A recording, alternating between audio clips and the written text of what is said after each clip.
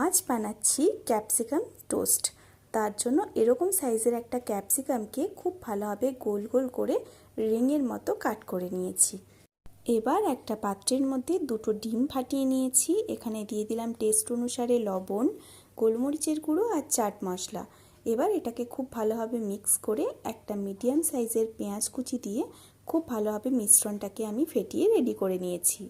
এরপর একটা প্রিহিটেড তাওয়ার মধ্যে 1 চামচের মতো বাটার দিয়ে বাটারটাকে খুব ভালোভাবে ছড়িয়ে নিলাম।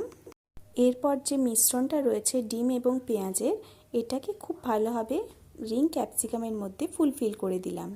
এরপর লো ফ্লেমে এপিট ওপিট খুব ভালোভাবে আমি সেঁকে নেব। তাহলেই রেডি হয়ে যাবে ক্যাপসিকাম টোস্ট। চলুন এটা আপনাদের আমি সার্ভ করে দেখাচ্ছি। কিছুটা টমেটো কেচাপের সাথে।